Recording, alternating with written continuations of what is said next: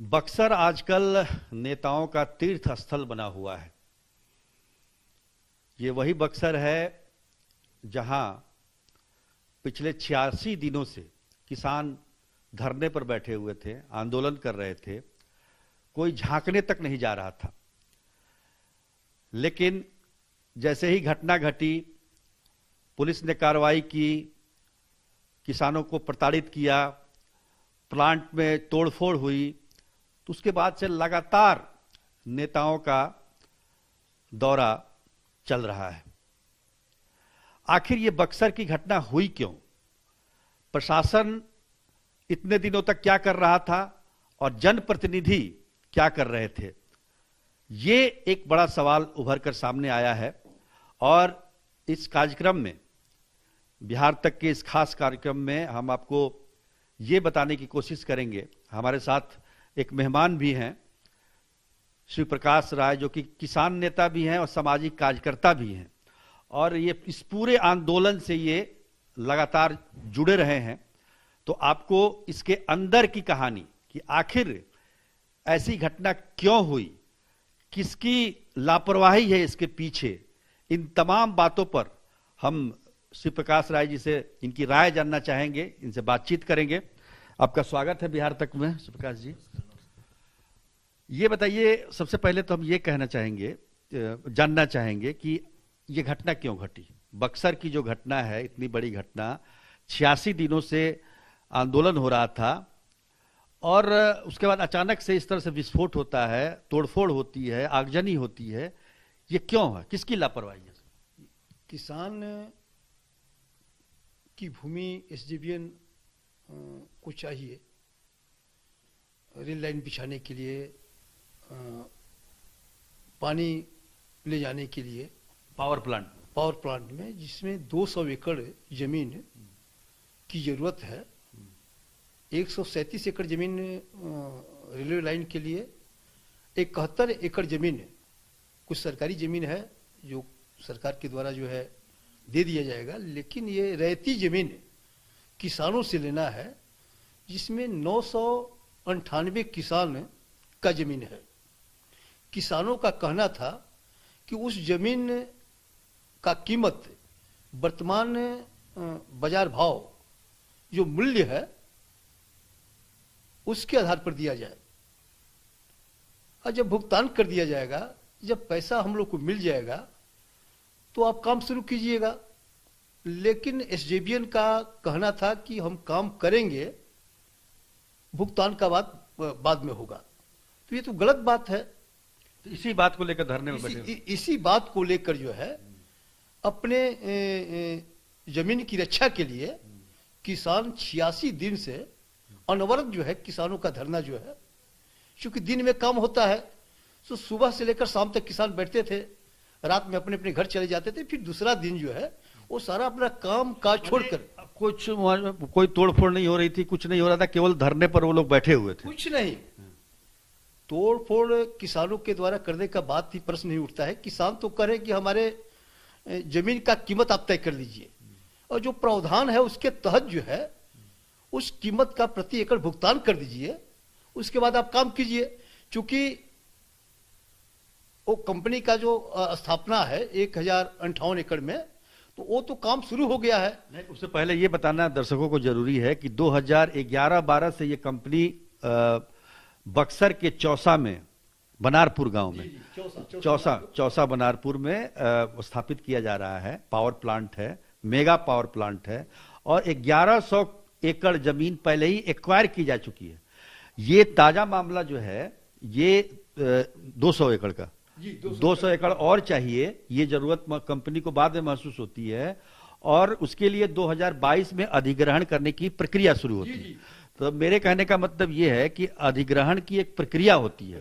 राज्य सरकार के ही कर्मचारी, अधिकारी, भू अर्जन विभाग उनको अधिग्रहित करके देती है। तो इसमें डायरेक्ट कंपनी क्यों बात कर रही थी? कंपनी को लेना था, पैसा तो कंपनी को देना था, तो किसान को क्या पता है कि कंपनी के द्वारा सरकार को पैसा भुगतान कर दिया गया है। सरकार दे नहीं रही है। किसान को बिना जनाए जो है भूअर्जन विभाग जो है जमीन अर्जित कर लिया है।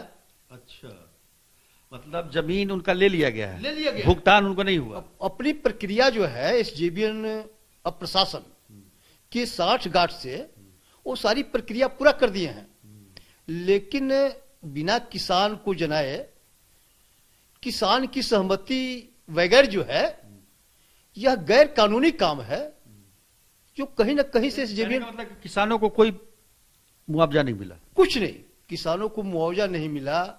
अगर किसान को मुआवजा मिल गया रहता तो किसान फिर धरना पर क्यों बैठते? इतना लंबा समय तक जो है, अब किसानों को यह डर था कि बिना पैसे का वो हमारी जमीन पर जब अपना काम कर लेंगे तो पैसा भी नहीं देंगे। एसजेवीएन के द्वारा कहा जा रहा था, जिला प्रशासन के द्वारा कहा जा रहा था किसानों को कि आप यहां मत बैठिए, आप जाइए न्यायालय का शरण लीजिए। हम अपना घर छोड़कर, हम अपना जमीन छोड़कर हम क्यों न्यायालय का शरण ले? न्यायालय का शरण तो आप जाकर लीजिए। मतलब कहने का मतलब कि भू अर्जन जो कंपनी है एसजेवीएम जो पावर प्लांट है, उस कंपनी ने राज्य सरकार के भू अर्जन विभाग को 200 एकड़ जमीन अधिग्रहण करने के लिए कहा और पैसा भी दिया होगा। 17-18 में ये बातें अब आ रही है सामने जो है कि 17-18 में 50 करोड़ रुपया जो है उसने राज्य सरकार को भुगतान भी कर दिया है। अच्छा, 17-18 में, 17-18 में ही। तो ये अंदरूनी बात, जिनकी जमीन लेनी है किस दर पर लेनी है बिना बताए जो है पैसे का भुगतान कर दिया गया। जिन किसानों का जो है अभी ये कह रहे हैं कि 85 किसान को भुगतान कर दिया गया है। 958 किसान में 85 किसान, जिसको आपने किसी तरह से फूट डालने के लिए जो है मिलाकर जो है आपने ऐसा काम किया है। लेकिन भूअर्जन का जो प्रावधान है उसमें कहता है कि 80% किसानों की सहमति जो है होनी चाहिए जो है, तो उसका भी आपने पालन नहीं किया जो है। तो इन सारी बातों को लेकर किसान को डर था। किसान अपने खेत को जो है की रखवाली करते थे दिन भर जो है कि वहां आएंगे तो हम काम नहीं होने देंगे जो है। अब अचानक क्या हुआ 86 दिन के बाद? बीच में वो 17 अक्टूबर को इन लोगों ने वो प्रारंभ किया धरना जो है। 30 नवंबर को भी पुलिस वहां जाकर जो है किसानों की पिटाई करती है। अच्छा। वो जो 10 तारीख की घटना है उससे कम वो घटना नहीं था जो है। दिन के उजाले में जो है संध्या समय यानी का समय था जो है। अब किसान लाठी से किसानों को पुलिस जो है पीट पीट कर जो है 10-12 किसान को जो है हिरासत में लेकर और 2 फर्जी मुकदमे किसानों पर किया जाता है। एक अंचलाधिकारी के द्वारा, एक थाना प्रभारी के द्वारा, एक एसजेवीएन के द्वारा भी किया जाता है कि ये व्यवधान पैदा कर रहे हैं। हम व्यवधान कहां पैदा कर रहे हैं? हम तो अपने जमीन का कीमत मांग रहे हैं और उस कीमत को लिए जो हम काम नहीं करने देंगे, हम यह बात कह रहे हैं। उसमें व्यवधान पैदा करने का कहां बात हुआ? 30 नवंबर को इस तरह उसके बाद क्या हुआ? फिर किसान आकर धरना पर बैठ गए जो है। गिरफ्तारी के बाद 30 नवंबर के बाद भी एक दिन जो है पूरा रोड जो है यातायात बाधित रहा जो है।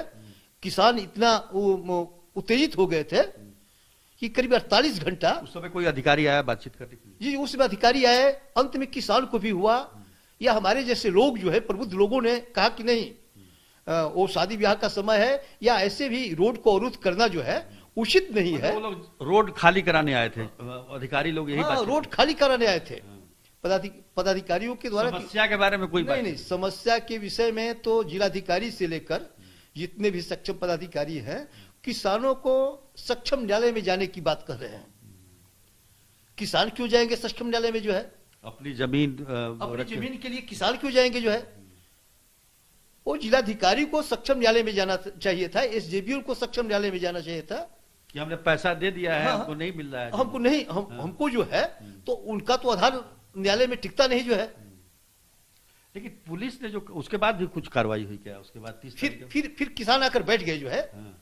30 नवंबर के बाद फिर किसान आकर बैठ गए, अनवरत जो है शुरू हो गया जो है। तो कार्यक्रम चलते रहा। उसी में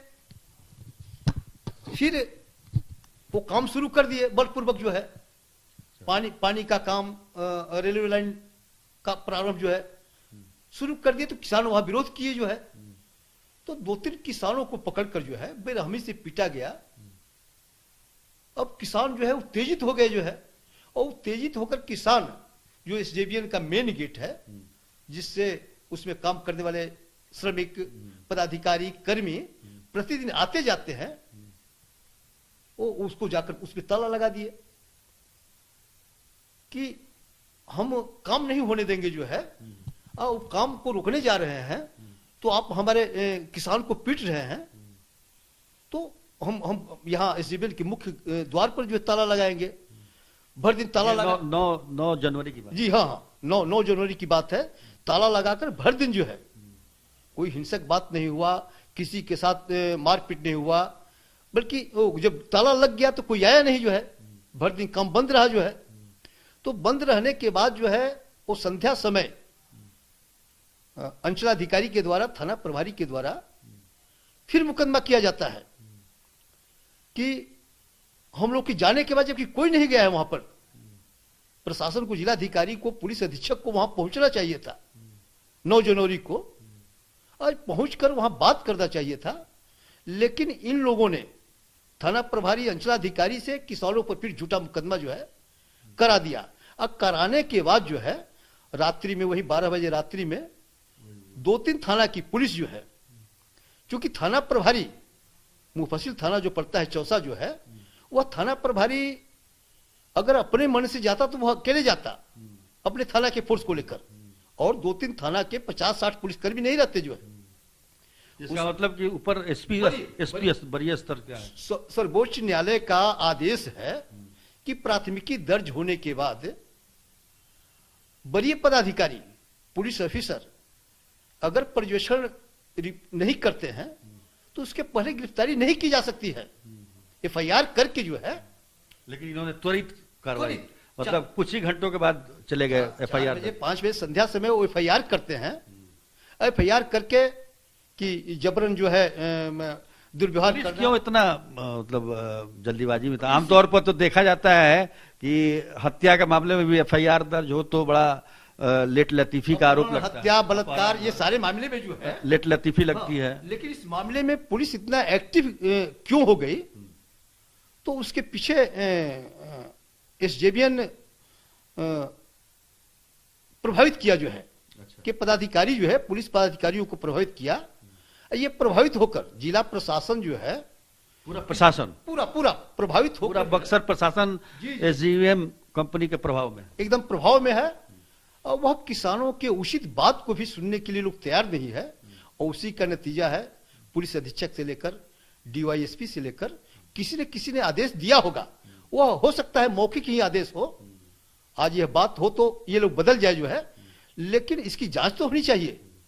थाना प्रभारी अपने अकेले कैसे जाएगा जो है? एक केवल चौसा थाना के प्रभारी को हटा दिया गया। जी। और तो कोई कार्रवाई नहीं हुई, और कोई कार्रवाई नहीं हुई, कोई जांच का आदेश बस, और कोई जांच का आदेश नहीं। 86 दिनों के धरना कार्यक्रम में मेरा दावा है कि एसजेवीएन के वरीय पदाधिकारियों से इसकी जांच होनी चाहिए कि जिला के पुलिस अधीक्षक, जिला के जिलाधिकारी, जो स्थानीय जनप्रतिनिधि हैं, सांसद, विधायक, कितने बार मोबाइल पर बात हुई है, जो किसानों की समस्या को लेकर धरना स्थल पर नहीं आते हैं बात करने के लिए। लेकिन इन पदाधिकारियों से जो है, एसजेवीएन के प्रमुख पदाधिकारियों से इन लोगों को किस बात को लेकर बात होती है, अगर इसकी जांच हो तो ये पता चलेगा कि बहुत बड़ा जो है, आज जनप्रतिनिधि अगर किसानों के पक्ष में गए रहते तो ये इतना बड़ा हादसा, घटना नहीं घटता जो है। प्रशासन को जब यह समझ में आ गया कि किसानों के साथ जनप्रतिनिधि भी नहीं है, सांसद भी नहीं, विधायक नहीं है, तब प्रशासन के द्वारा जो है इस तरह का कार्रवाई किया गया जो है। अर्धरात्रि में जाकर किसानों के घर में छत से घुसकर। अभी क्या स्थिति है वहां पर? अभी स्थिति तो, किसान कभी न देशद्रोही हो सकते हैं और न कोई अहिंसक हो सकते हैं, लेकिन प्रश्न उठता है कि जिनके घर में घुसकर अर्धरात्रि में बूढ़े माँ को मारिएगा, बाप को मारिएगा, उसके नौजवान बेटा के सामने, नौजवान नाती के सामने, तो पूरा गांव उत्तेजित हो गया जो है। स्वाभाविक है। स्वाभाविक है। वो तो वह घटना तो उसी समय जो है। तो क्या ये आंदोलन खत्म हो गया? हाँ, उसी अभी समय आंदोलन खत्म हो गया ये। अब वही किसान इंतजार में है, अपनी मांग को लेकर इंतजार में है। अब मांग तो और हो गया कि जो फर्जी मुकदमे किए गए वो भी खत्म हो उसको वापस किया जाए। 1058 एकड़ जो जमीन लिया गया है उसमें जो भुगतान में अंतर आ रहा है। क्या अंतर आ रहा है? भुगतान में अंतर आ रहा है कि इनके द्वारा 28,34,000 करीब प्रति एकड़ भुगतान किया गया है, लेकिन वह भुगतान की राशि जो है एसजेबीएन के द्वारा सरकार को 34 लाख के करीब दिया गया है। अच्छा, सरकार को कंपनी ने दिया 34 लाख 34 लाख और सरकार ने किसान को दिया 28 लाख। 28,34,000 करीब जो है। अच्छा। फिर प्रश्न उसमें एक और है, नोटिफिकेशन में स्पेशल कॉज एक है, अर्जेंट कॉज में वो लिया गया जमीन जो है। तो अर्जेंट कॉज में यह नियम है कि जमीन के राशि से चौगुना जो है कि बाद 75% जो है अर्जेंट अगर जमीन आप लेते हैं तो वो भी भुगतान करना है। तो 34 लाख का 75% जो है, तो करीब वो भी पैसा 20 लाख के करीब जो है, और 24-25 लाख। जी जी जी। तो सब मिलाकर 60 लाख रुपया प्रति एकड़ हो रहा है। अच्छा, 60 लाख रुपये प्रति एकड़। किसानों को कितना मिला? 28,34,000 मिला है उस समय जब किया था शुरू में, तब जी जी जी 2011-12 में। वो 11-12 में इन्होंने किया जो है, लेकिन भुगतान 11-12 के दर से किए हैं। वह भुगतान जो है 14 के में जो हुआ है, रेट तय हुआ है, उसके आधार पर करना चाहिए। तो वो भी नहीं हुआ। जमीन अधिग्रहण हुआ 11-12 में और भुगतान हुआ 14 में। 16-17 तक जो है, इन अच्छा, लोगों ने 16-17 तक भुगतान किया जो है। तो तब तक जमीन का रेट बढ़ता जा रहा होगा। बढ़ता गया। एक और बात जो है, एसजेबीएन के द्वारा जिला प्रशासन को प्रभावित किया गया। मूल्यांकन, जमीन का कीमत तय करने के लिए जिलाधिकारी उसके अध्यक्ष होते हैं। जिस अंचल में वह जमीन है, अंचलाधिकारी उसके सदस्य होते हैं। भवन निर्माण विभाग के कार्यपालक अभियंता उसके सदस्य होते हैं। भूअर्जन विभाग के पदाधिकारी, भूमि सुधार उप समहर्ता उसके सदस्य होते हैं। तो हर साल 2 साल पर बिहार में हर जगह जमीन का कीमत बढ़ा, लेकिन बक्सर का वह एसजेबीएन जहां उसको जमीन का जरूरत है, 12-13 में जो रेट था वह 22-23 में उससे भी कम रेट हो गया। अच्छा, 28 लाख जो था उससे भी कम। 28 लाख तो वो जमीन का जो चौगुना रेट है। अच्छा। वह न हुआ। हाँ, मतलब जो लेकिन सरकार जो अधिग्रहण करती है, हाँ, उसके बाजार रेट से चौगुना देती है। हाँ, देती है। लेकिन जमीन का रेट वहां प्रति डिसमिल 12-13 में 9,000 था, तो 22-23 में वो 8,000 हो गया जो है। अच्छा। एसजेबीएन ने पदाधिकारियों को, जो कीमत निर्धारण करने वाले पदाधिकारी है, कमेटी है, उनसे वो किसी तरह से प्रभावित करके जो है कि कीमत न बढ़े जो है, जमीन की कीमत न बढ़े। जबकि प्लांट लगा हुआ है वहां, तो निश्चित तौर पर कीमत तो बढ़ेगी ही बढ़ेगी। जी जी, वो तो डबल ट्रिपल हो जाना चाहिए। ट्रिपल हो जाना चाहिए। हर जगह हुआ, हर जगह, हर जगह हुआ। बक्सर में ही, बक्सर में, डुमरांव में, बरहमपुर में, उसी कंपनी की वजह से। लेकिन उस कंपनी को जितना जमीन लेना है, तो उसमें 2 बात हुआ। एक तो किसानों को आर्थिक नुकसान हुआ, जिनकी जमीन हमेशा हमेशा के लिए चली जा रही है, जो जीविका का साधन है, तो उसको आर्थिक नुकसान हुआ। और दूसरे तरफ जिला प्रशासन ने राजस्व की क्षति पहुंचाई जो है। जब जमीन का कीमत बढ़ता, इसको तो जांचना चाहिए सरकार को, इसको, इस पूरे मामले को। एकदम इस मामले का जो है, इसमें तो मिली भगत लग रही है। बहुत बहुत बड़ा वित्तीय अनियमितता का मामला है। सीए जी ने भी इस पर रिपोर्ट किया है कि बक्सर में 386 करोड़ का जो है वित्तीय अनियमितता का मामला जो है, सीए जी ने भी पकड़ा है, जिसमें हाई नेशनल वे का भी मामला है, एसजेबीएन का भी मामला है। तो वह तो यही मामला है। इस मामले की जांच जो है सेवानिवृत्त न्यायाधीशों की एक कमेटी बनाकर जो है जब न्यायिक जांच होगी तो ये सारे लोग नप जाएंगे, ये सारे लोग जो है वित्तीय अनियमितता में पकड़े जाएंगे जो है। बिल्कुल। तो कहने का मतलब कि केवल किसानों को ही नुकसान नहीं हुआ है इसमें, इस पूरे प्रकरण में राज्य सरकार को भी राजस्व का नुकसान हुआ है। आखिर इसके पीछे कौन लोग हैं, किसने ये सारा षड्यंत्र किया है, कौन मिलीभगत कर रहा है, इस सब की जांच होनी चाहिए। लेकिन राज्य सरकार की तरफ से इस तरह का कोई आदेश अभी तक नहीं दिया गया है, जबकि सीएजी की रिपोर्ट में भी ये बात सामने आ गई है। अब ये सोचने वाली बात है। आज के लिए बस इतना ही, तब तक के लिए नमस्कार।